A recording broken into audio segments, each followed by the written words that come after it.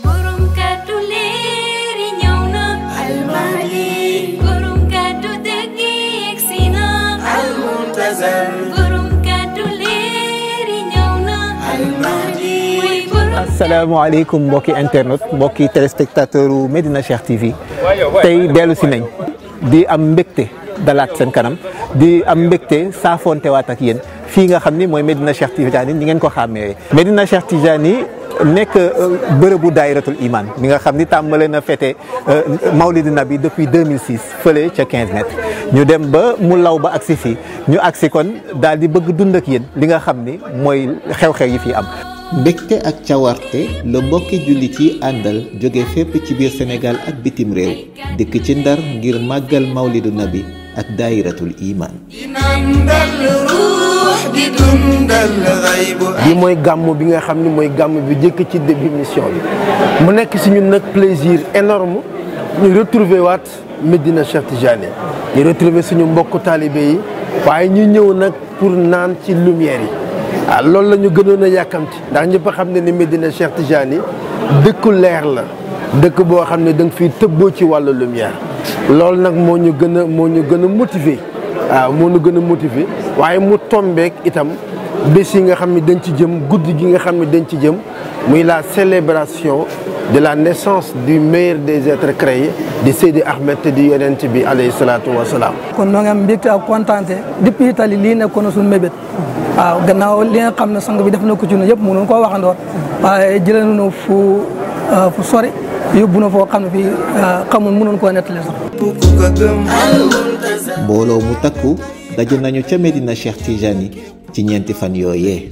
waaye dañuy wax aussi welcome à Medina Cheikh.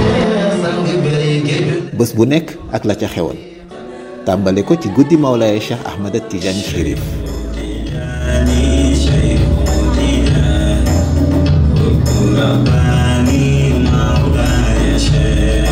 xutbatul uzna ak xutbaaniyatul kanza. xutbatul uzna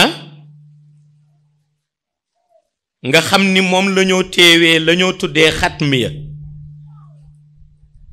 yàlla daf ci settantal lépp loo xam ni secret buy dund la muy sirru buy dund ak sirru bu dundul ndax ñaar lañ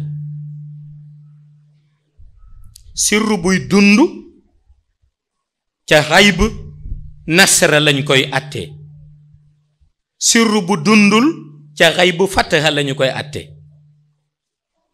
ndax bu ñu tuddee sirru bu dundul mooy boo xam ni mu opérationnel ca xayb tax na boo ko indi woon ci shahada daf ciy ëpp shahada attanu ko waaw am na sirru yoo xam ni kenn du ko indi ci monde shahada waaw ndax monde shahada attanu ko waaw boo demee ca xayb nag dana opérationnel ba da nga ca mën a jàng la nga cay jàng su ko defee ñaari xaybu yooyu di xaybu fataha ak xaybu nasra ñaari sirru yooyu di sirru bi dund opérationnel ci xayb ak shahada ak bi dundul opérationnel ci xayb te opérationnelul ci shahada ndax attanu ko xutbaani yu bi koy denc ñoom ñaar moom la ñoo tuddee xutbatul uzna te mooy dellu ci xatmiya. waaw yonent bi nag dafa nekk koo xamante ne moom rek la ñu am waaw moo tax yàlla yonent bi yàlla subhanahu wa taala nañu kii di Muhammad topp leen ko boo leen bëggee texe suñu yaay sayyidatuna Aïcha aussi mu ngi dem wax ne yonent bi sallallahu alayhi wa sallam mooy alxuraan te comme que nag boo jàngee alxuraan aussi da ngay gis ay jikkoom yu am solo macha allah léegi jikko yooyu nag tey jii nii boo tasanteex benn nitu yàlla bu mel ni Mawlaaya Seydi Mouhamed El Cheikh di la jàngal si jikko yonent bi non seulement mais aussi di la jàngal ay qualité yu tedd yoo xamante ne yow sa xel du dellu lu dul jàngale mag ñi muy Cheikh El Hadji Malick ndeysaan mooy lu mu daan jàngale si yonent bi mooy lu mu daan jàngale aussi si mag ñu tedd ñi. Seydi Mouhamed El Cheikh maa ngi koy xam en 2017 lors d'un voyage bi ma effectué woon en Allemagne c'était un 31 décembre sama frère la seet si woon mu ngi doon benn vidéo bu mu tegoon mu koy déglu en fait man automatiquement film bi mu jeexee dama ko laaj tuuru guide bi man ko kii nu mu tudd mu ne ma Seydi Mouhamed El Cheikh lu tudd fi ma toogee laa bind tuuram sama téléphone mémo ma ne su ma ñibbisee France dinaa ko commencé di ko déglu noonu laa ko commencé di ko déglu bi ma ñibbisee daanaka olof bi woon du noonu sax mën naa ne grâce à lui sama olof leer. sang bi wax na lépp nee na moom buntam ci Mawlaaya buntam ci yonante bi sallallahu alayhi wa sallam mooy Mawlaaya Cheikh Ahmed Tidiane Chérif waa jàngal nu ne kan mooy Cheikh ak lan mooy diggante Mawlaaya Cheikh Ahmed Tidiane Chérif ak yonante bi sallallahu alayhi wa sallam waa sotti ju leer yi vraiment moom kontaan nañu bëgg nañu wax naa ko loolu mooy sunu première impression boo xamante ne yëg nañ ko tey jii ci Medina Cheikh Tidiane.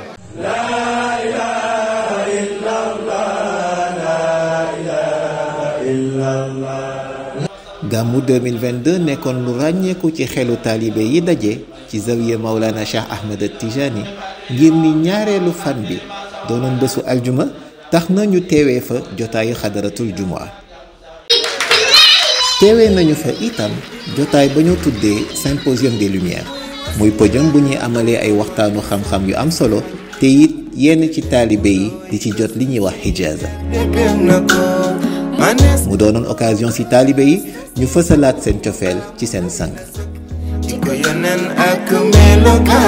mbokki téléspectateur ni ngeen ko gisee ñu ngi ci zawiya Maulana Cheikh Ahmed Tijani di fi dund benn événement bu ama am solo muy guddi bi nga xam ni moom lañ miin ci turu guddi symposium waaye nag ni ngeen ko gisee mbokk yëpp ànd ak mbégte waaye ñëpp nekk di taataan li nga xam ni mooy xew-xew bi fi am sang bu tedd bi da di nekk di ijaazal ñi nga xam ni ñoom ñooy xalifaam yi waaye itam ginnaaw loolu ñu nar a dem ci li nga xam ne mooy projection film bi nga xam ni ay taalibeem réalisé nañ ko ci histoire u Masiixu Dajjal kon ngeen des ak ñuñ bu ko defee loolu yëpp di ngeen ko gis suivre ko ci seen chaîne la chaîne des lumières la chaîne qui éclaire MCTV.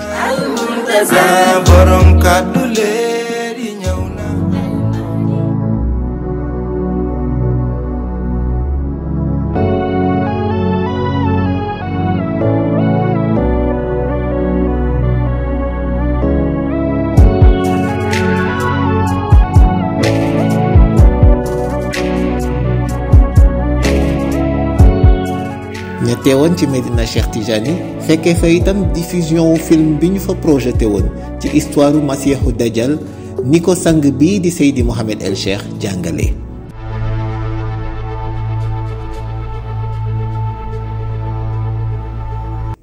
mu nekk film bu ñu réalisé ci studio Damirul Kawni mi ay taalibeem booloo di ci liggéey. accompagné de docteur Volkovitch. kàddu yi ñu taataan ca ña fa teewoon di ko seetaan wane liggéey bu am solo ba ñu ca def. donc moi je trouve que c'est un travail. ginnaaw bi ñu seetaanee film bi mën nañ wax que ne liggéey nañ ko liggéey bu rafet liggéey bu mucc ayib. ñuy seedewaat tamit que ne nekkul woon liggéey bu yomb ndax kii di suñu borom kër Seydi Souleymane bi nga xam ne bokkoon na ci équipe technique bi gis nañ jafe-jafe yi mu daan rencontreel ak temps bi nga xam ne moom la ci daan def pour que liggéey bi mën a jaar yoon. de temps voilà. ñuy amaat contentement bu rëy bi nga xam ne déglu nañ ñoo joué film bi ñoom itam def nañ ci pas-pas ak professionnalisme di wax ñi daal ay jàmbaar lañ. c'est vraiment très beau machallah. disons époustouflant vraiment époustouflant ça me laisse immobile ça me laisse sans voix. wax dëgg yàlla muy lu yéeme man moom je suis sans voix ndax su ma gisee ay jeunes yoo xam ne amuñu benn expérience ci wàllu cinématographie ñu mën a réaliser li mel nii kon donc damay naan xam naa seen volonté ak seen détermination moo leen ko may macha allah maa ngi siy félicité ñi nga xam ne liggéey nañ si yëpp. à ces garçons je leur dis à ces garçons et ces filles d'ailleurs je leur dis un grand bravo. Cette réalisation comme vous l'avez vu c'est une réalisation en 3D.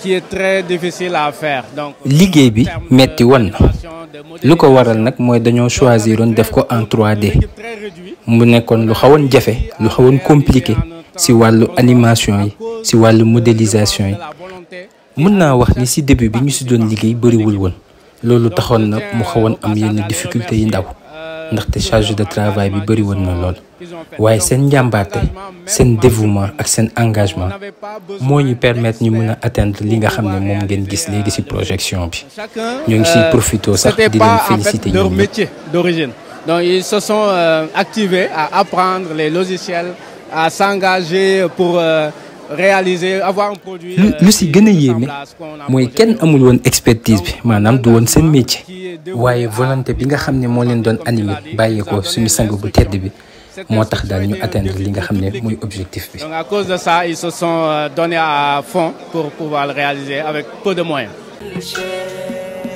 Seydi Mouhamed El Cheikh daal di rafetlu liggéey boobee ak pas-pas bi ñu ko defee.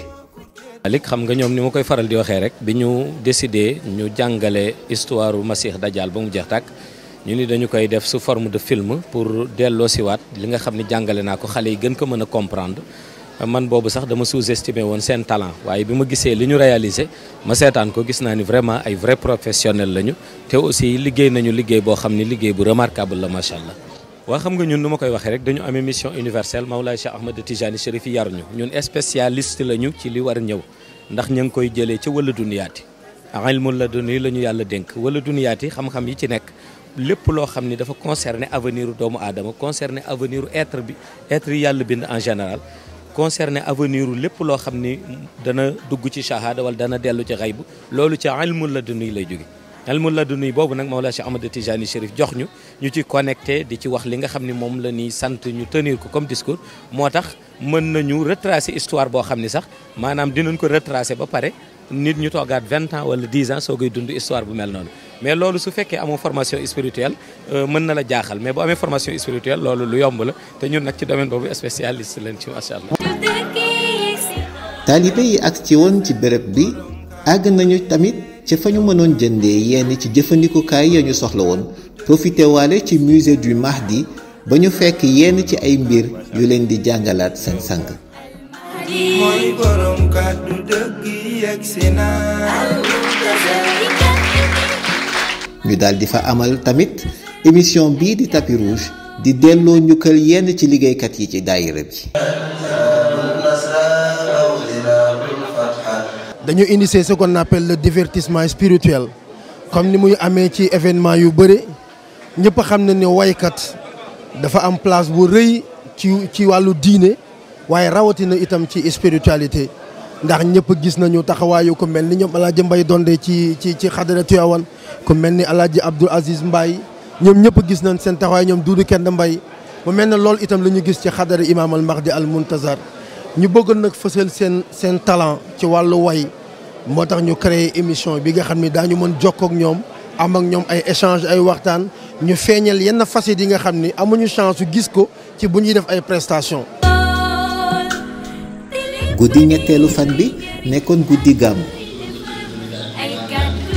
Seydi Mouhamed El Cheikh amal ci waxtaan bu bari njariñ jàngalewaat ci lenn rek ci dundu yonent yàlla Muhammad sallallahu alayhi wa sallam ak i jàngaleem. mu ni kon ñaari cofeel boole nañ waaw waaye gis nga loolu mu wax ni Aïcha mérité na ko yépp ci këram suñu laajoon soxna su ëpp lu mu la delloo si à la raison dañuy wax ni sayyidatuna Aïcha la waaw sayyidatuna Aïcha la waaw ndax fu yonent bi toogeeg moom rek xam yi nga xam ni léeg-léeg dina nekk ci jigéen te muy lanoo tuddee fiir waaw su ko defee bu xoolee bu waxee ci sayyidatuna Khadija waaw mu gis Aïcha xaw changé kanamam tuuti waaw yonent bi delloo si ko ci li Khadija def ci diine waaw waaw damay toog rek ba yàgg ndax moom hakim la waaw xam nga hakim du tëb rek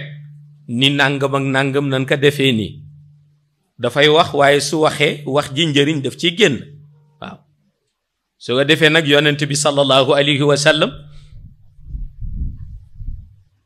wax ni Aïcha lay waxal de ndax mi ngi toog waaw mu ni mës ngeen gis jigéen joo xam ni ba muy tànn góor juba tax mu tànn ko waaw mu ni Aïcha lay waxal de mu ni ndax mës ngeen gis jigéen joo xam ni ba muy tànn góor xoolul alalam ndax góor ga amul woon xoolul darajaam ndax boobu moo ko yilifoon ndax góor ga daf ko doon liggéeyal waaye jubam nag moo tax mu tànn ko Aïcha gestu ne ah yéeme na de mu ni ko benn ngo waaw beneen bi mu ni mës nga gis jigéen ju am sagesse bu tolloog mu mën xàmme malaika ak jinne Aïcha ni ah yéeme na de mu ni ko ñaar ma nga noonu mu ni ko mës nga gis jigéen ju jël alalam yépp def ko au service de l'islam te lu nekk dégg na ko ca waaye delluwal gannaaw Aïcha ni ko waaw yow kan ngay wax noonu mu ni ko ah Khadija waaw mu ni ko Khadija waaw mbooloo mi yépp kontaan ci xam-xam ya ca rot comme ni ko soxna yii di seede dellu ci jeexital ba muy am saa su ne ci seen dundu jullit ak enseignement yi nga xamante ne moom la ñuy jàngal saay bu nga xamante ne génn na rek dañuy kontaan ci enseignement bi parce que xam-xam bi day yokk lumière bi day yokk daf ñuy jàngal social jàngal ñu en même temps ni ñuy dunde sax ba dund ni ñuy dunde ci suñu biir kër yi jàngal ñu suñu diine l'islam jàngal ñu loo xamante ne daal macha allah boo ko déggee boo fi génnee yow da ngay yaruwaat sa bopp da ngay xoolaat sa bopp toogaay boo xamante ne daal fii ba déwén incha allah loolu dina la jëriñ macha allah. gàmm gi moom gàmmu Cheikh Tidiane Chérif la waaw parce que fu mu toll nii waaw lu nekk feeñ na si mbégte bu nekk feeñ na si ngëneel gu nekk feeñ na si.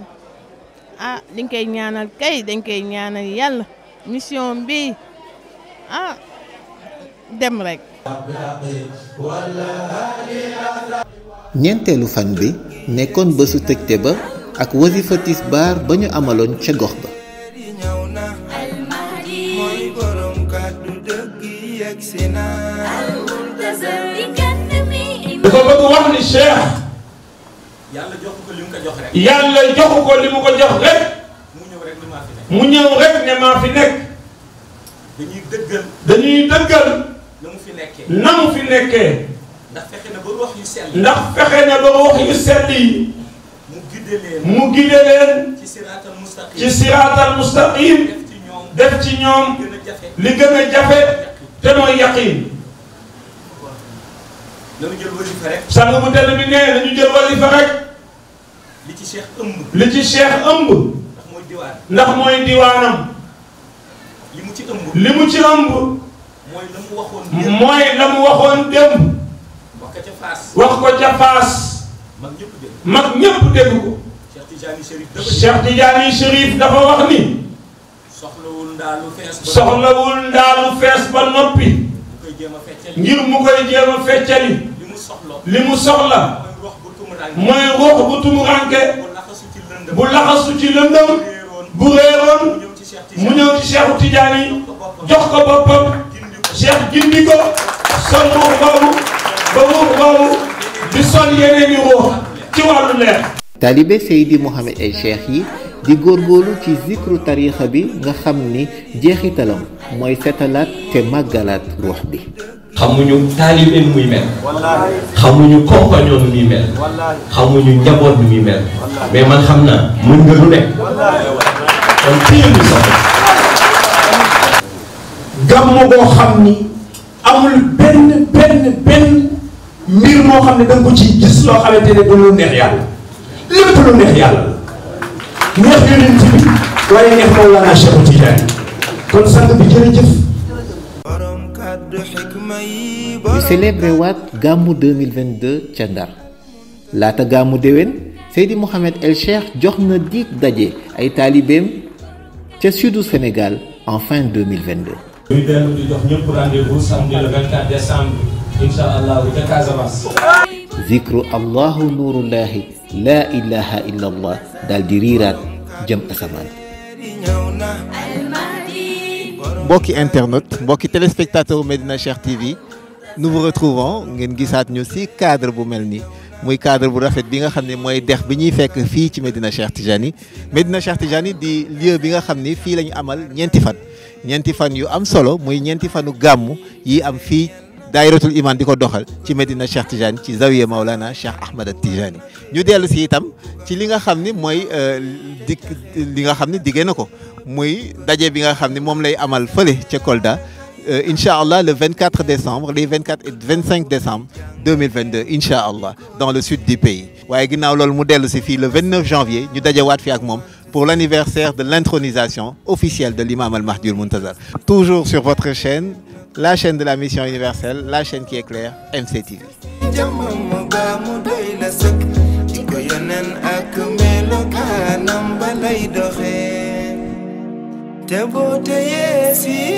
loxom na nga xam ni jàpp nga si loxo Cheikhu Tijaani borom xan mi